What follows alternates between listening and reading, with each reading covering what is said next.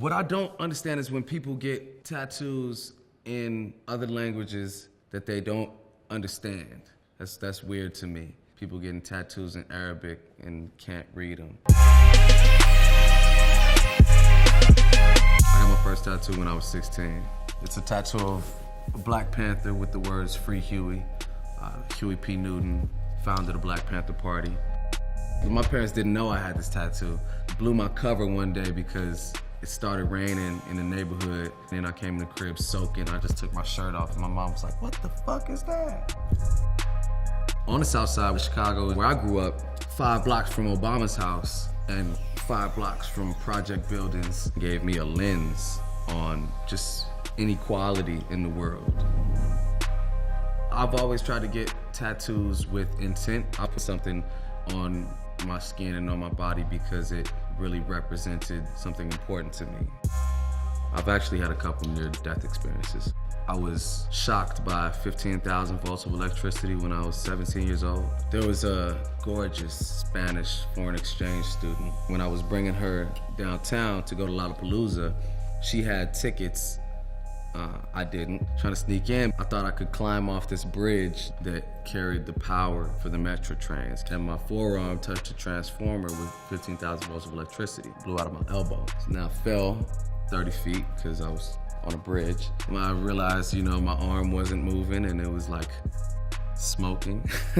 Just a gash, no blood, and this was all white. Metro police came. I could have just said I fell off the bridge, but I was like, I was trying to sneak in, but I got electrocuted. Can you take me to the hospital? It was like, fuck you, nigga. Threw me in the back of the car, so I got arrested too.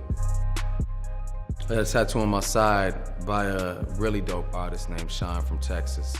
And the words are disrupt. And it has a line drawing of a car crash with a decapitated passenger and the words, "I'm fine, don't call the cops," underneath it. It really made me think about when I fell off the bridge, but I never told him that story. I didn't really have any conversation with him. And he made something that, really related to my experience.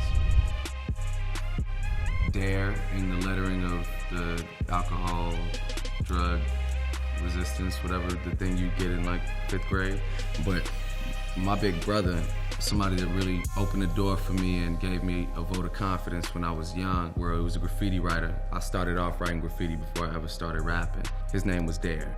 He was killed in gun violence, and I got this tattoo to commemorate him. Most of my tats I get in random places in America, just while I'm moving around, recording on tour. Slave, this is something that Prince wrote on his face when he was in battles with his record label. At some base level, we're all slaves to something, whether it's slaves to our iPhones or Yahoo and Google. There's very few of us living a free life. Sometimes I drive by a homeless man and wonder who's more free, I don't have a specific style of tattoos that I go for. I usually design all my tattoos in Photoshop. I've Photoshopped like the tattoos onto photos of me before. Save money. It was always meant to be kind of an antithesis to your run-of-the-mill rap materialism. I've never been into retouching tattoos, anything like that.